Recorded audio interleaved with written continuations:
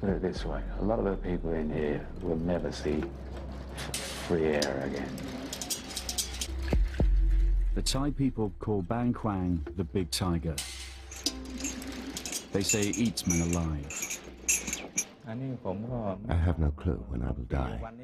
They could inject me today or tomorrow. In the West, it has been known as the Bangkok Hilton. But there's 24 in the room, which is really hard, especially just to get to the toilet because everyone's all over the floor.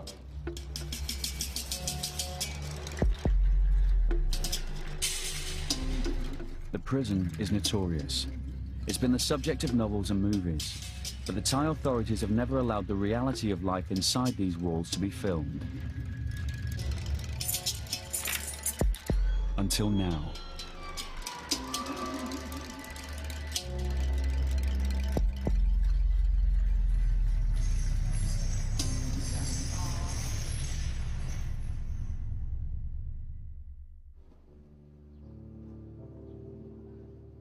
Bang Kwang prison is at boiling point.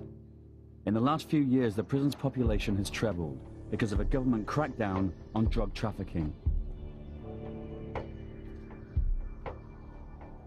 7,000 men are now packed into a prison built to hold around half that number. ขึ้นกันนอนเตรียมขึ้นก่อนนอนตรวจคนเอาพร้อมแล้วขึ้นได้เลยแถวที่3ลุก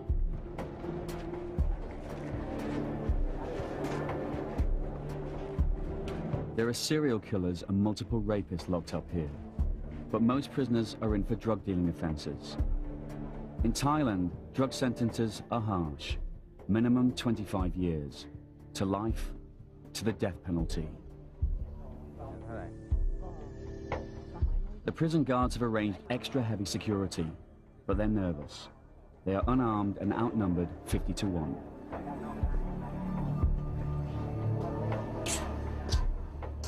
น้องดูสิน้องช่วยดูพี่เขาหน่อยอย่าให้ใกล้มากนะอย่าให้ใกล้มากอย่าเข้าไปในห้องนะอย่าให้เข้าในห้องนะเข้าในห้องนะเดี๋ยวมันเข้าไม่ได้เลยล็อกแล้วเดี๋ยวมันปิดประตูล็อกเอาไม่ออกแล้วเสร็จเลยวันนี้นักข่าว BBC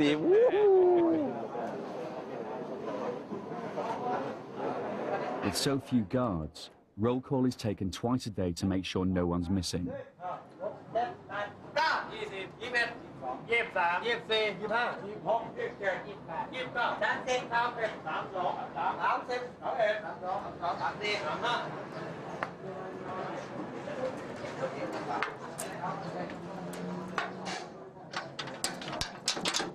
รูดเพื่อตรวจว่ามันรูดยังไงจะรูดฟังถ้ามันมีเสียงที่มันนั่นแสดงว่าเริ่มมีรอยต่างกัน If one bar has a different tone, it means someone's trying to file through it. ก่อนเลยนะบอกอยากขึ้นเร็วไม่เหนื่อยเขาจะได้ไม่เหนื่อยของเขา 3:30 is lockdown. The prisoners spend 15 hours a day in their cells.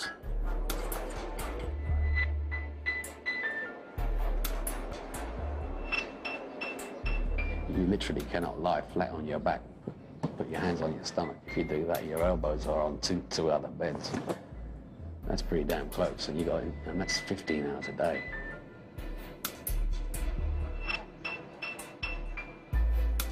In here, if one prisoner gets sick, so do all his cellmates. I'd say your beds must be about that big, with 5 foot long. So my feet are always sticking over the bed. You're always touching someone in the room. It's really hard. The lights stay on 24 hours a day.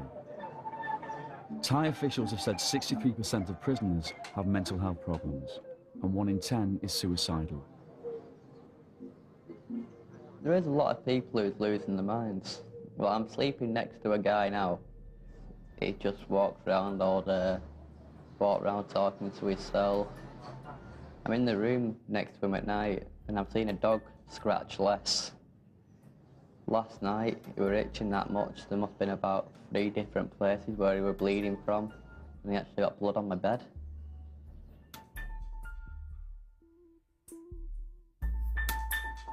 Many will die here, and many more will be put to death.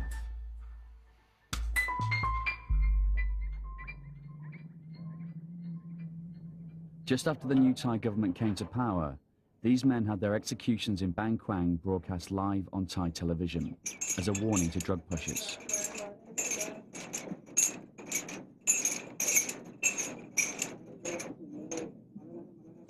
In the street outside the prison, there's another warning. This sign shows 560 inmates face execution for drug offences. Ampon Bertling is one of them. His shackles are welded on permanently.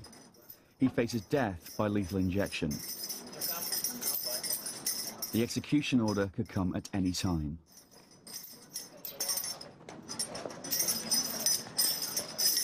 The Thai government says drug pushers have destroyed the future of many of the country's young people and deserve to die.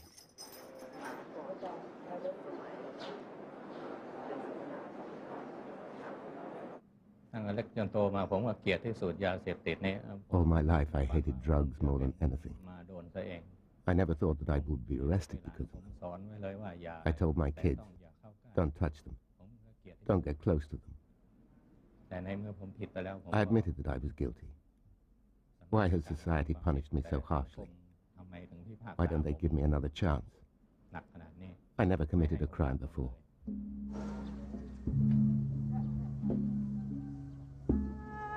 The tough sentences are popular. The prison's resident Buddhist monk, like the majority of Thai people, has little sympathy for drug traffickers. Drug dealing is a type of mass murder. It can destroy whole families. If a child becomes addicted to drugs, he drags down his whole family with him.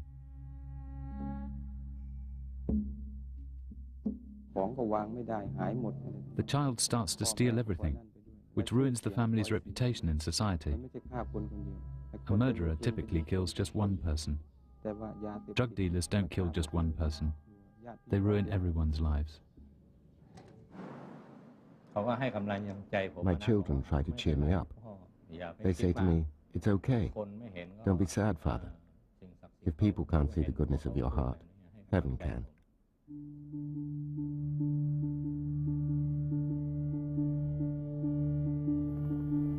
Thailand is fighting a drug problem far worse than anything yet seen in the West. The country is a major through route for drugs. Heroin and speed pills are manufactured in Burma. The drugs are then trafficked through Thailand to Europe and America, with much of the profit going to the Thai agents. But now, Thailand has a major drug problem at home.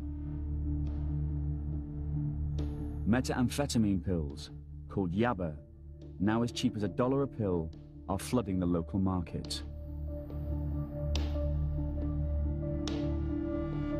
In recent years, yaba has found its way into schools. Child addicts in the streets have become a common sight. It's called the crazy drug. The government said it's Thailand's #1 national security issue. I had a job watching yaba supplies.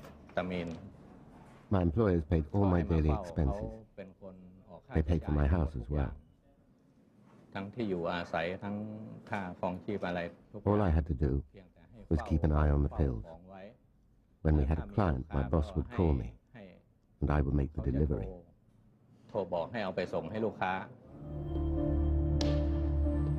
2 years ago, Thai television broadcast details of cases of violence by people high on yaba. This man threatened to drop his own son off a building.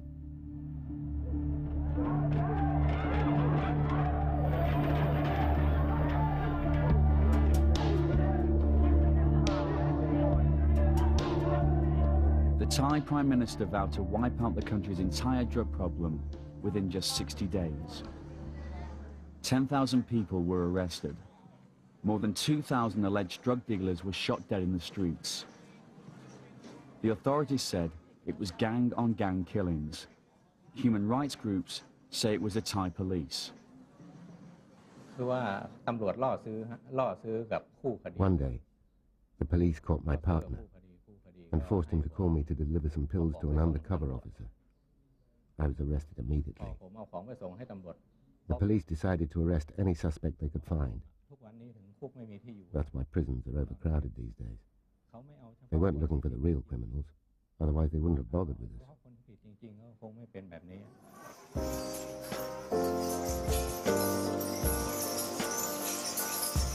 Caught in the crackdown were hundreds of foreigners. 20-year-old Michael Connell from Bury in Manchester says he smuggled drugs to fund his second holiday in Thailand. So what were you arrested for? I'm arrested for importing 3,400 ecstasy from England to Thailand, and I got caught at the airport. When they found them, I knew what was going to happen to me, because anywhere in the world, if you get caught importing drugs, you go into prison. So as soon as they found them, I knew I would go in prison. Connell's story is of the typical tourist-turns-convict variety. He was one of the hundreds of thousands of young Britons who visit Thailand every year. Many of them, young travellers easily tempted by the readily available cheap booze, drugs, and sex. I just came for an holiday the first time, and I enjoyed it so much. And when I was leaving, I was heartbroken to go. The culture, the people are all dead friendly, mainly the weather, because England, sunshine doesn't happen very often.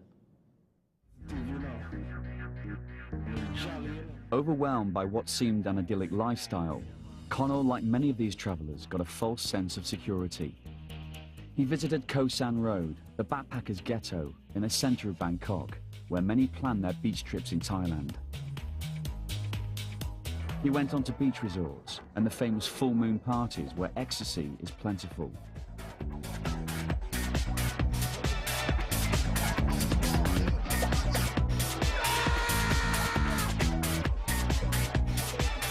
So I wanted to get back, but it's so expensive to come over, I had to find a way to make money.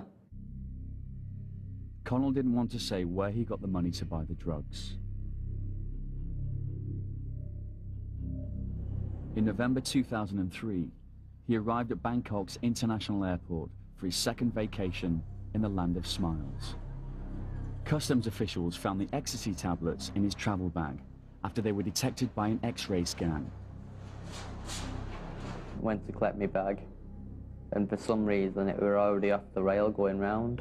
So I just picked it up, walked through the customs, and then they said, "Stop, can I search your bag?" So they put my bag through the X-ray machine, opened the bag, put their hand in, just poured them out.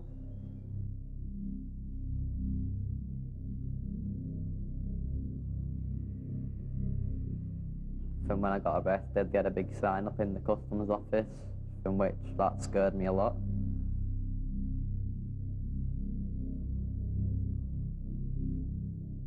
I just sat there looking at it and just praying that I don't get the death penalty. The pills, with a street value of £50,000, were wrapped in plastic and hidden in 2 face cream jars. Michael escaped the death penalty by pleading guilty, but was sentenced to 99 years in prison. Michael, do you have a message for family? I do. Family, I love you all. Don't worry about me, I'm fine. I'm more worried about yourself.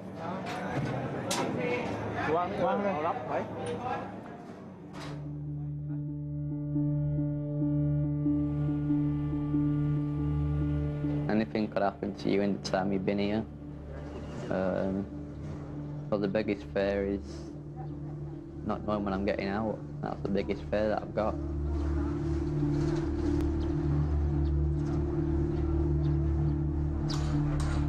Connell has been put in Building 5, which is reserved for young and dangerous prisoners. Bernhan Cholsin, a prison director, leads the visit into Connell's cell block.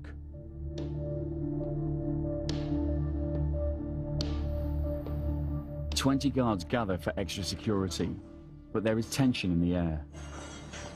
พี่เชเวงอย่างนี้เลยไม่มีปัญหานักมวยด้วยไม่ต้องกลัวเขาไม่ทำอะไรหรอกเราไปดิopen the door beginning fight ผมนายนฤทธิ์วิสเกตเจ้าหน้าที่ราชทัณฑ์3ระหว่างปฏิบัติหน้าที่เหตุการณ์ปกติครับผม ขอบคุณนะ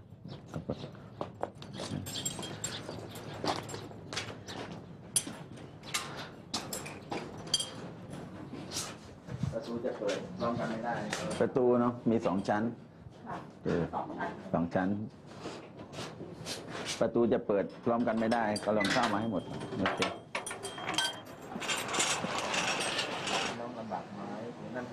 ความคล่องตัวก็มีแล้วเจ้าหน้าที่ก็ไม่เครียด Compound 5 contains about 1,000 prisoners, but there are only 13 or 14 guards on duty. If the prisoners wanted to try something, there'd be nothing we could do about it. If the prisoners wanted to knock the guards out, we couldn't do anything.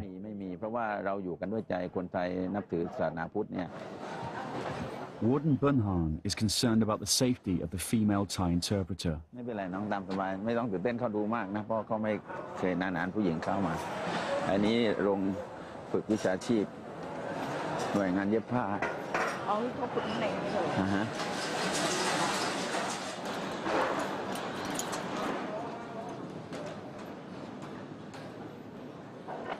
Normally, hundreds of prisoners mill around this open space, but now they are herded against the walls.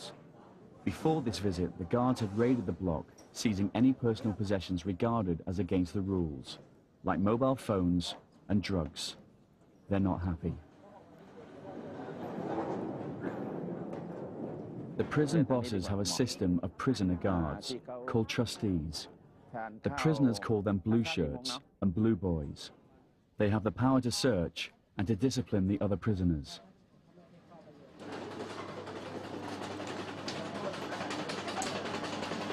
Difficult to be a foreigner here, because in the building I'm in, I'm the only white guy in the building, so I stand out a lot.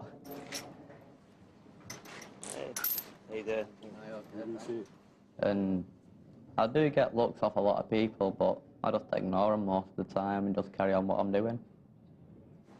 Are you alright? I was expecting this. So this is where you hang out all day? Yeah, this is where I hang out, yeah. The only place where it's quiet. Right. As a new inmate, Connell must wear leg shackles for the first 3 months. Well, I can't really play football at the moment because I've got the chains around my legs, but I've got another month now left with them on, so hopefully they should be off in a month, then I can play football. Life in Bangkwang largely depends on how much money a prisoner has. Poor inmates work for the guards or for other prisoners to survive. A lot of people there haven't got any money, so you've got to basically help the ones who haven't got the money, so he does me washing, and then I give him food and stuff like that, and cigarettes. Each inmate has a bank account in the prison. They can buy food and toiletries from the prison shop using a coupon system. Michael also gets food and vitamins from the British Embassy. You buy food every day, so you just buy it. Sometimes you can do cooking. Plus the embassy comes every 6 weeks they come and they bring me like stuff like fresh bacon, ham, cheese. It's not the embassy who gives us the money every month. It's a charity called Prisoners Abroad who gives us 2,000 baht every month, which is actually a really big help because my family ain't got that much money to help me with. I don't know if they let us. The guards have had enough. It's time to leave Connell's cell block.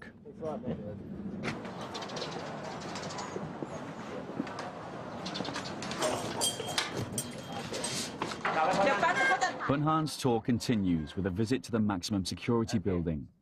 He travels there in the prison transport vehicle, a golf cart. บางโอกาสก็ใช้รถคันนี้อาทิตย์ดีก็นั่งผู้บัญชาการก็ขับเองน้องเห็นแล้วนะ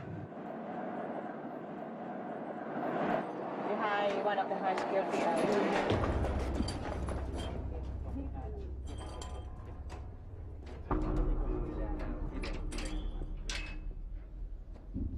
The inmates call it the jungle. It's solitary confinement, Bang Kwang style.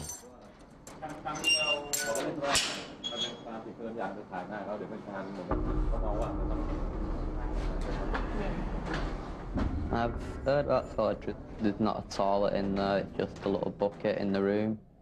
One guy said you're lucky if you can just lie down on your back, flat, but I plan not to go up there.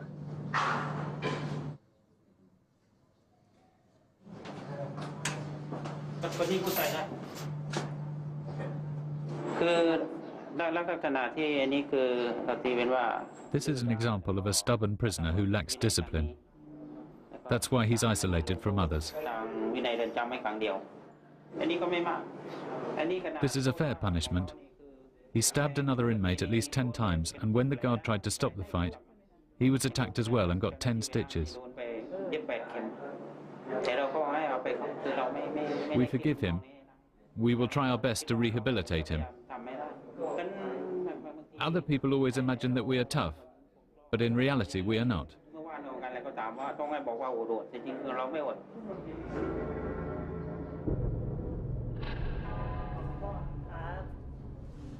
ขังฆ่าผู้อื่นตายครับโดยเจตนาและไตร่ตรองครับ ถูกตัดสินจำคุกกี่ปี ประ คะ หารชีวิตครับ เหรอคะ แต่ก็ผมไม่ได้กระทำความผิดอะไรเลย ชีวิตรออยู่แล้วไม่ต้องมาหน้ามัน A large percentage of the inmates in solitary are from Nigeria, a country that has some of the world's most organized drug courier gangs. Why are you in solitary? Exactly. I thought we had a problem with another prisoner. How long have you been in solitary for? 3 months. You get out during the day? Yeah, twice in a week. Get out twice in a week? Just for 1 hour. 1 hour. Nigerian drug couriers take delivery of heroin in Bangkok and send it home to their capital of Lagos. With Nigeria's rampant corruption, getting the drugs through Lagos International Airport does not pose much of a problem. In Nigeria, the drugs are repacked into smaller parcels, often into condoms that couriers swallow and take to Europe and America. What are you convicted for? Drugs. ชาวไนจีเรียมีปัญหา The Nigerian prisoners are problematic. They try to sell drugs, even though they don't take them themselves. I've talked to them. I understand that they're from a poor country. They need money to support their families. What are you in here for, man? I have problem with my building. Your building? Tuesday, said I use heroin. Many Africans don't have embassy support, unlike American and European prisoners. They have little or no legal help. How many years do you have to serve? I'm on life sentence. What's it like in here? Well, we provide for ourselves. We don't have enough food, so we have to survive on our own. In the past, Nigerians outside have smuggled drugs and mobile phones into the prison, often hidden within food. In this way, the Nigerian inmates could deal drugs and earn money. พยายามซ่อนมาในสิ่งทุกๆอย่างอย่างเช่นซ่อนมา The Nigerians try to hide drugs in all kinds of places, but we usually catch them. They have their tricks. Sometimes they hide it in cosmetics or in the food. Sometimes they swallow it and then excrete it into the toilet. We don't have any way to detect that. When we catch them, they are punished.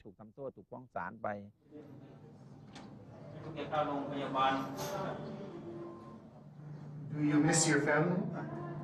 I miss my children. I have my children. Would you like to go home? Exactly. So.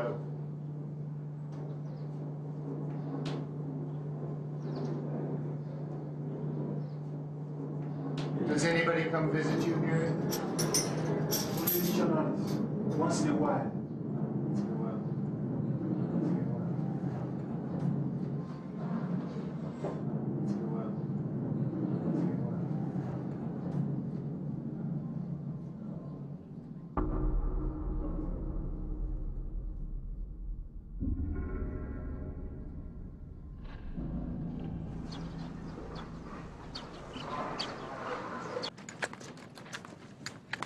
Another Western prisoner who agreed to be interviewed was 47-year-old Andrew Hawke from London.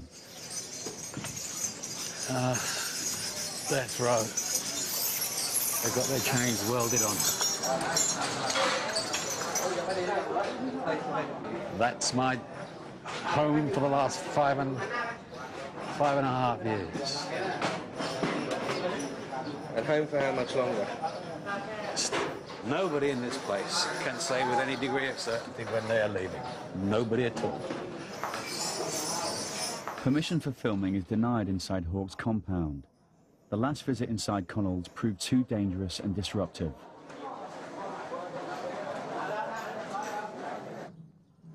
But they do allow a camera to be given to a guard who agrees to film Andrew's daily routine, but under the supervision of a senior prison official. Yep.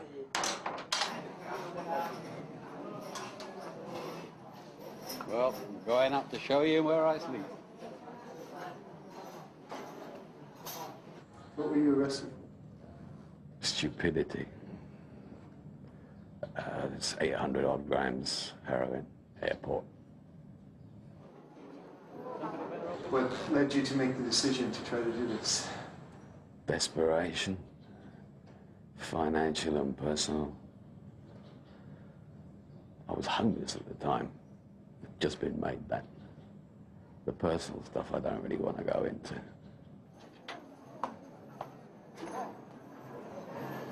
But most of the time, I end up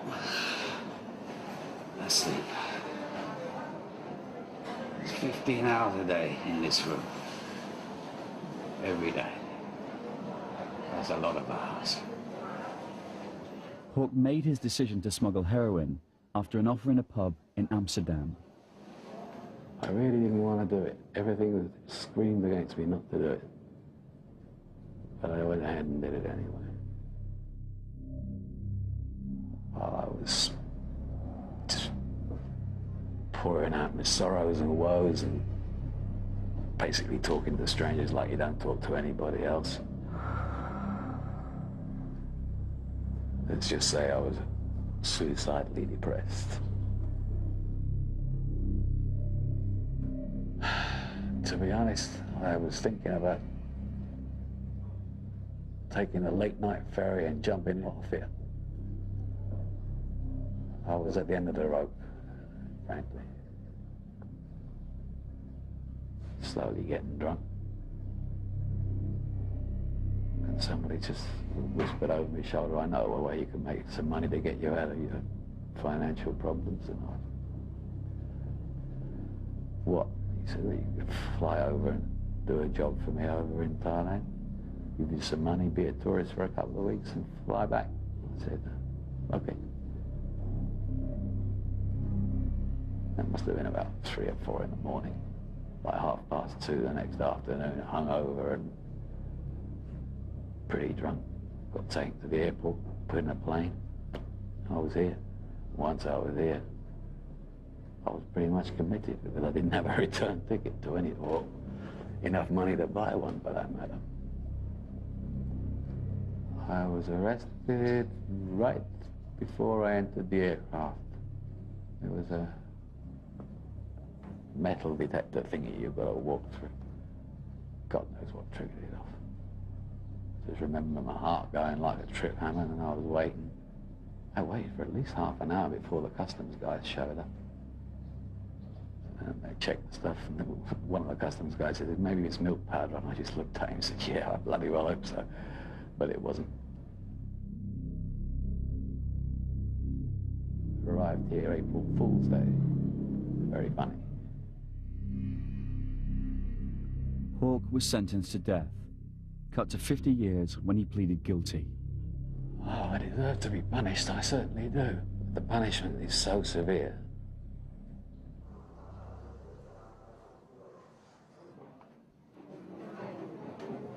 Hey, Andrew. This is my friend Adrian. The reason he's lying down is because he's too tall to stand up.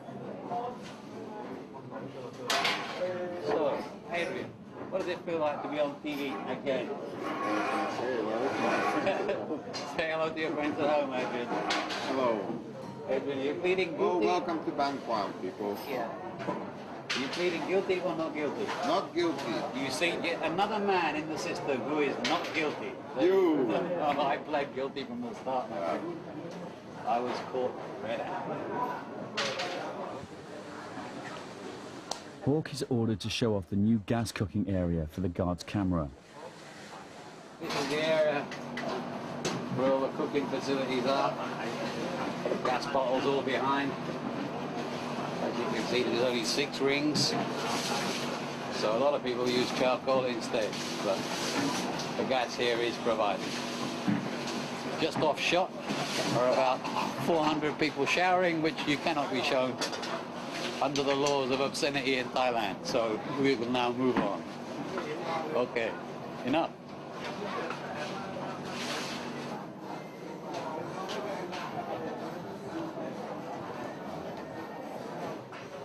My friend, he's a librarian. He looks after all the books. Librarian. Most of these books were put here either by me or Adrian. About Ned Kelly and his life and times, short as they were. Hey. What are you reading there, Bob? Yeah, just reading how to live in Thailand. You found out how to live in Thailand, my friend. That's when you found out. Too late you found out. Yeah. Okay, that's enough. I think it's my anger at the British government that's halfway responsible for me holding on to my sanity. A number of letters I've written to the various departments of the Foreign Office, Home Office, and the sheer gall of the replies keeps me going. Heroin smuggler Hawke is desperate to leave. He is subject to the rules of British prisoner transfer agreements. If he returns to the UK, he must serve half the sentence he received abroad. Other countries are far more lenient. Even if I went back and did the half that the British government insists I do, I'd be nearly 67. If I was a Dane or a German, I'd have 4.5 years left. Because these American prisoners, they get transferred back home after 8 years. And then they do 2 to 3 months in prison in America and then get released. So a lot of people are really upset about this. Well, the Americans go their own way. No one can stop what the Americans do. But we should at least get the same treatment as the rest of the Europeans do, and none of them do more than 10 years, so why the hell should we?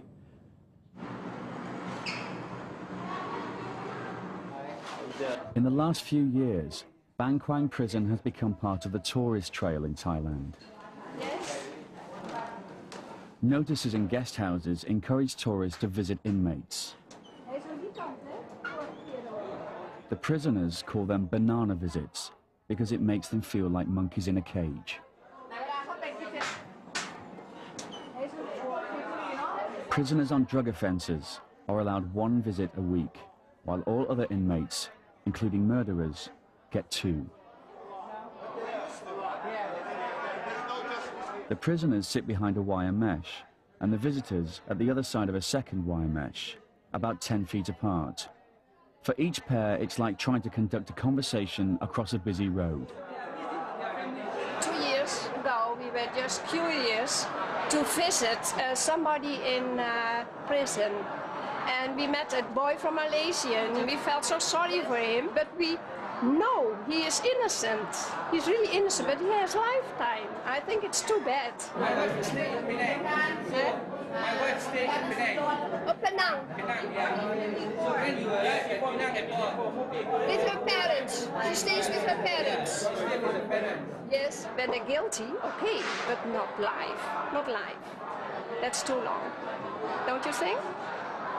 Yeah, I get visits from tourists sometimes who goes to the British Embassy and wants to visit a British prisoner. Or sometimes people who come over from England who see me on the news and all that from Manchester.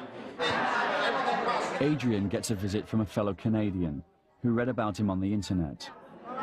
Welcome to the Bangkok Hilton. Thank you. We're lucky we're Canadian. Canada has an exchange treaty.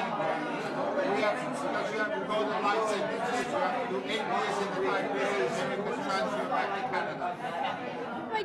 see if there's anything you need. I'm gonna go to the store after. What do you need? I'm gonna get to that one. A friend that I knew from before who appeared just out of the blue one day. That one, I was taken aback. Yeah. Sarah, you know who you are. Yeah.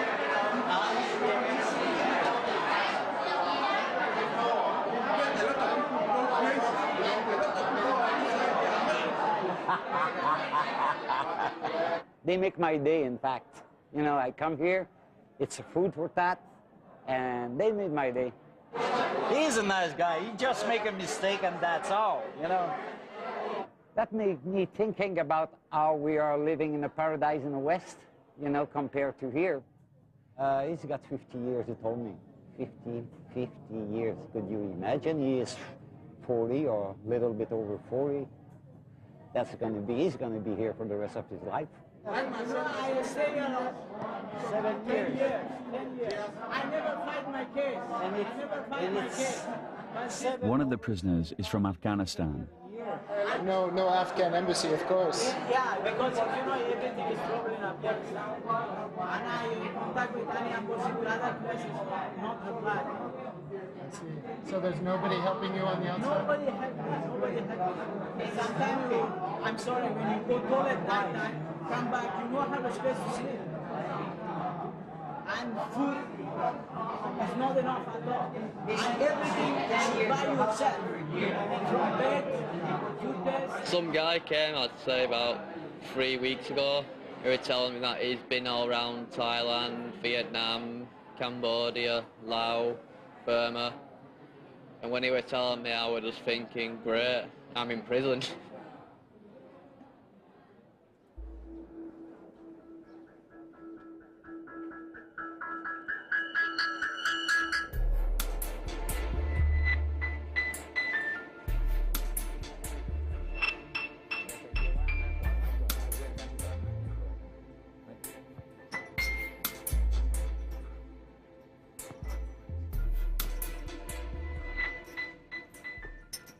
Michael, what happened to your legs?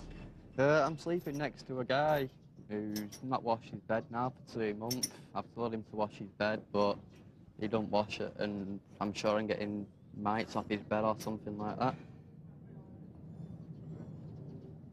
I asked him to wash his bed, but he's not all there, so he's just walked off, and he's still not washing his bed yet.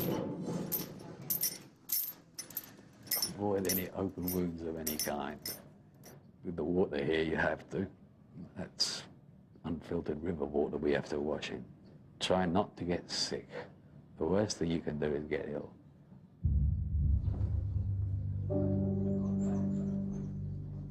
Seriously ill inmates end up in the prison hospital, which is understaffed and understocked. Tuberculosis and HIV are rife. But the patients remain prisoners.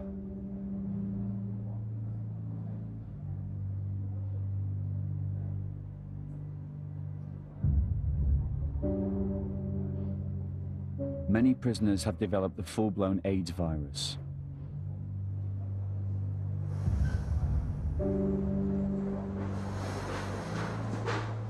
It happened because they use the same needles when they are shooting dope. And sexual, you know.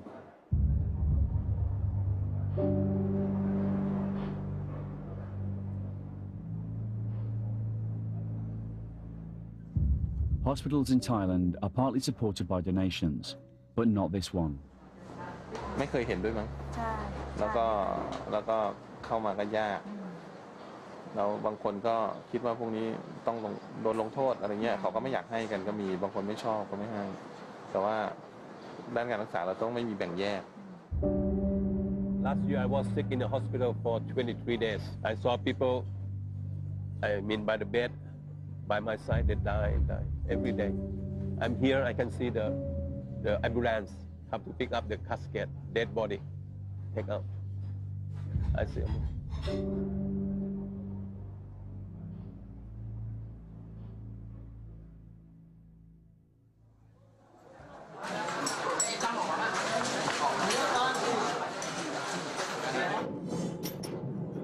you have there? It's a Manchester United top. Well, I'm a really big fan of Manchester United. Even David Beckham can come over and get me out if he wanted to. มีอะไรมาล่ะมิเชลไมเคิลชื่ออะไรนะมันยูทีมแมนยูเหรอเรื่องอะไรแล้วเขามาให้เรื่องอะไร In Bang Kwang, there is a cross-section of Thai society. It's a society which is very tolerant of transvestites and those who've had sex changes. The cameraman guard is sent to film some ladyboys, as they are known here in Thailand.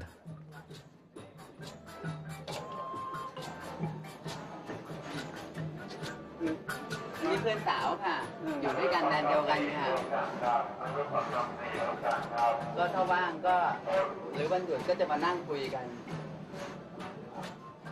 These ladyboys live together in compound 4.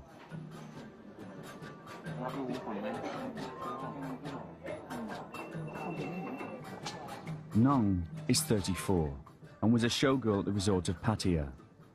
She says she smuggled drugs to pay for breast implants.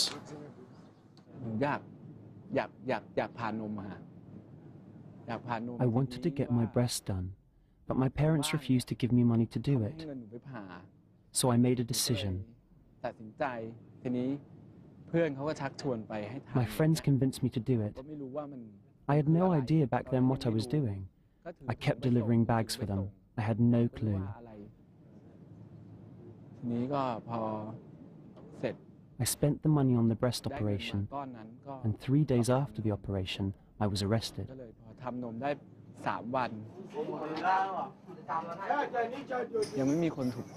So far, I can't find someone that I like. The man I liked was transferred, but in this building there are 1,000 men. I got a 40-year sentence.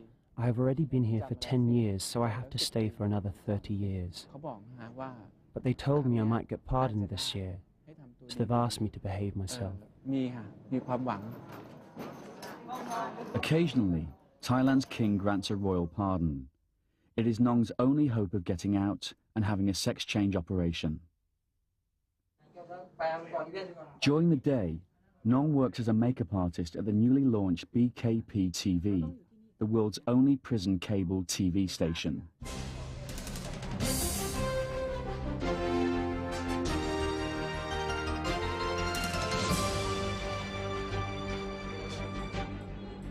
The station is run by prisoners with prior experience. The anchor, a former radio announcer, has a life sentence for drug smuggling.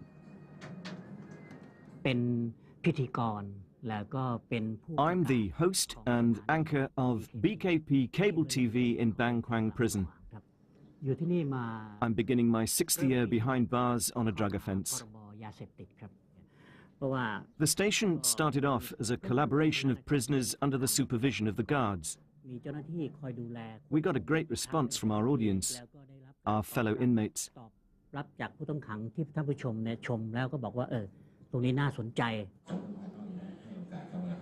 Last year, the prison bosses installed televisions in the cells.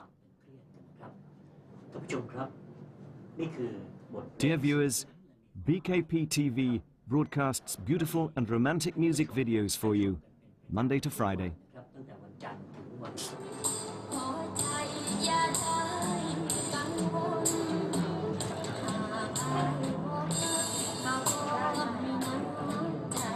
Prisoners can now enjoy Thai music videos, the latest movies, and they've even had episodes of Mr. Bean to calm the prisoners down.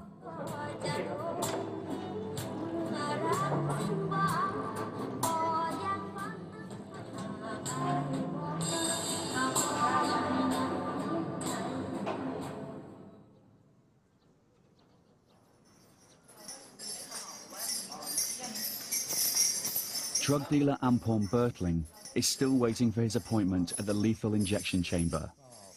Both he and the executioner will only get 2 hours' notice before the execution. Frankly, I'm afraid to die. But I was also afraid of starving. I did it because I had nothing to eat. I didn't have any money. I couldn't get a job.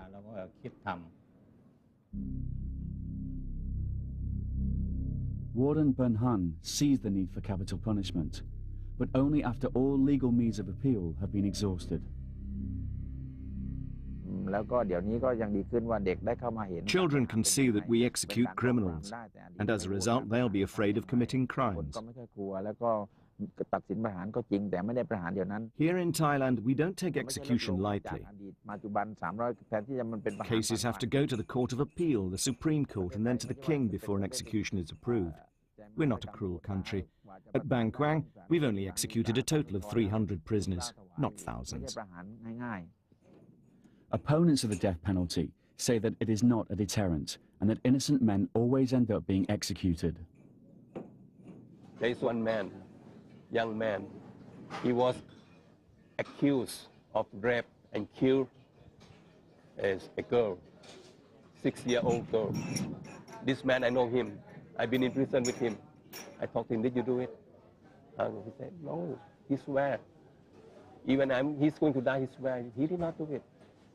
And on the way he goes going to execution. He shouted, I did not do it, why kill me? Why? Yes, we should have a second chance. People aren't all bad. Some prisoners here are innocent.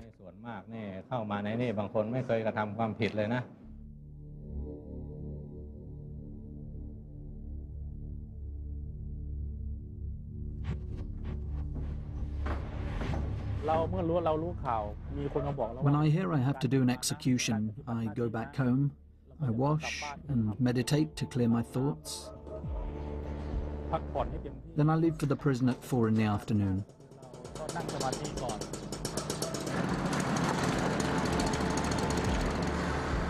This is the head executioner of Bang Kwang. He's agreed to demonstrate his routine on an execution day, but he will remain nameless and faceless for security reasons.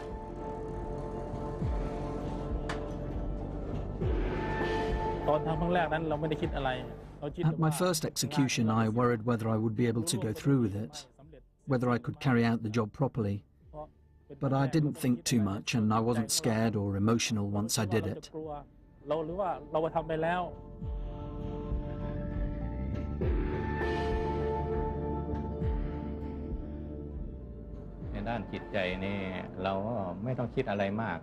I try not to think too much.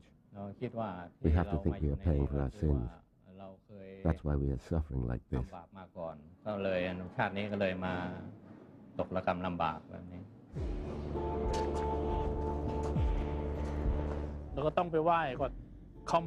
The first thing I do is go to the prison shrine and ask for blessings.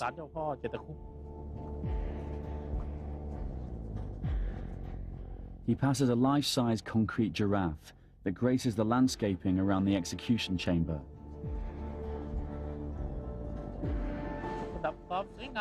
The giraffe is just to liven up the place.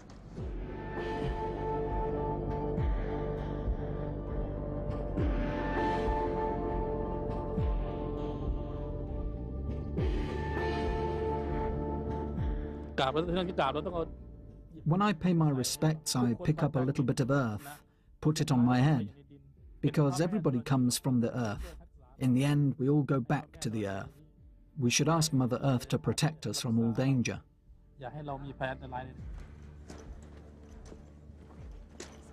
On a real execution day, the condemned prisoner will meet with the head monk of Laplay Temple, which is just on the other side of the wall from the execution chamber. He has given the last rites to every prisoner executed at Bang Kwang during the last 17 years.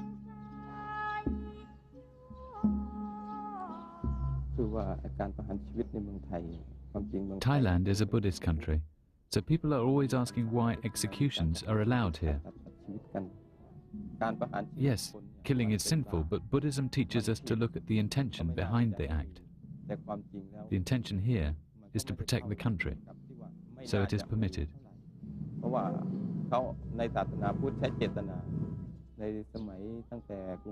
Since the Sukhothai dynasty, the king has gone out to fight wars. He and his troops have had to kill enemies to protect the country. Execution is the same. ใช่ไหมเพราะว่าศัตรูลุกเข้ามาก็จำเป็นที่จะต้องไปฆ่า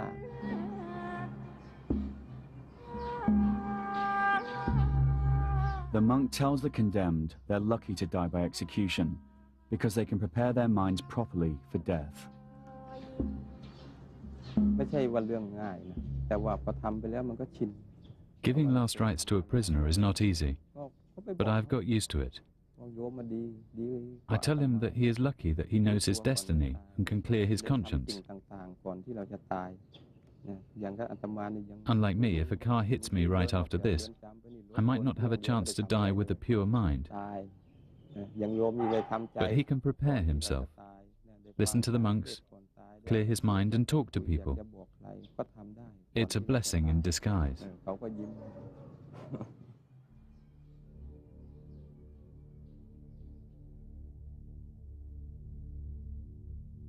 Until 2003, the executioners put the condemned to death by machine gun. They shot them in the heart from behind, so the departing spirit could not see the face of the killer and come back to haunt him.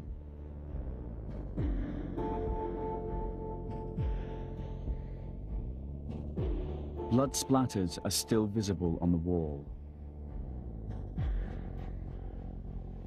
The last person to die by firing squad was executed on December 12 last year. Director General Nati then decided to change the system to lethal injection.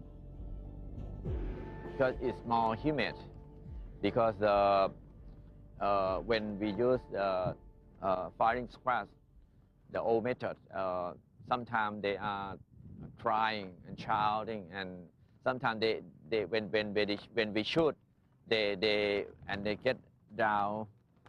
Their blood is spreading, and sometimes they are not die immediately. So we have to take them and shoot again. So by new method, it will be more humid. They can it will not damage their body.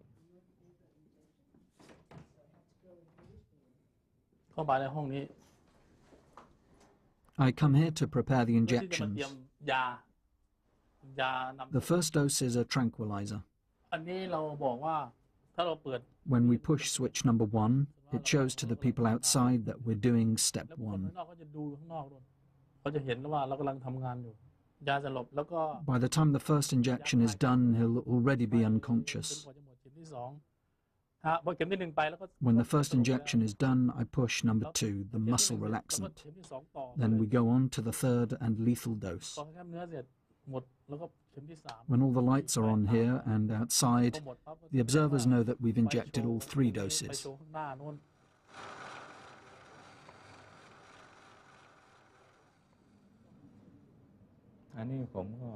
I have no clue when I will die. They could inject me today. I try not to dwell on it too much. I tell myself that we live one life and we die only once. If you're picked for execution tomorrow, it's your bad karma.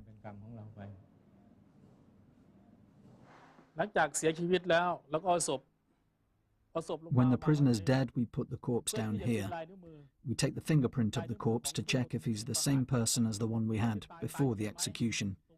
We take fingerprints before and after the execution. After we've done the prints, we put the body in the coffin and put it in this room, right here. Here we have cool air to preserve the body. If we have 4 bodies, we'll keep them here.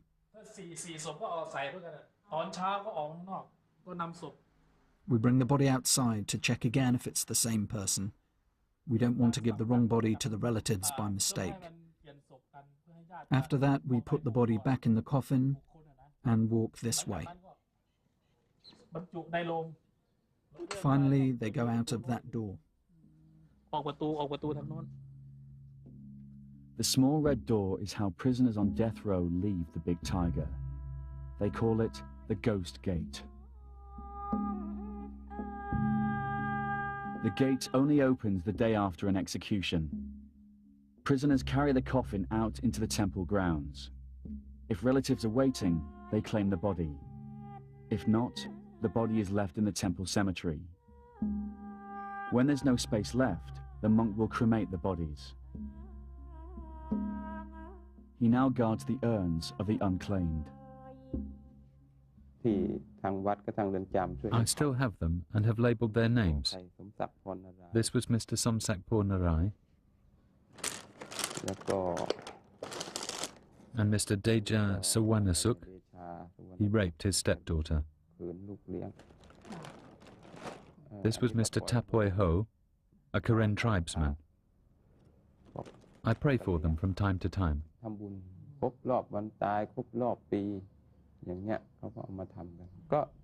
I have to take a look at their names. I saw all of them prior to their deaths, so I can recall some of them.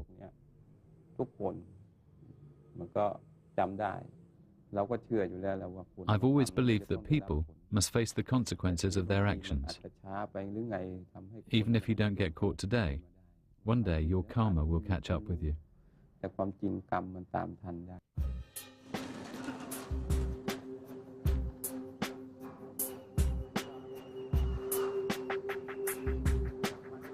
It's July 2004. Ampon Bertling still awaits his fate on death row. I pray for another chance. I pray that I might live a new life, even if it means I have to start again from zero.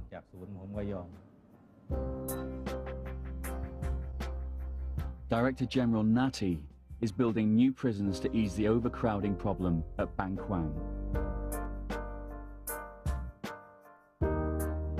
Heroin smuggler Andrew Hawke still clings to the slim hope of a pardon from the King or a sympathetic ear from Her Majesty's government. The life sentences never get out. The sentences, such as mine, at 50 years, I would have to be 91 before I got out. Impossible.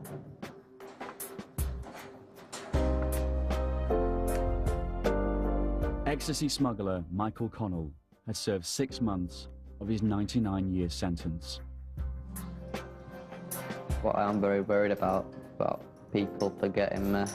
I'm lucky at the moment, I've got a few people writing to me, but I've got a feeling myself it's going to die down after a bit, which I'm hoping it doesn't.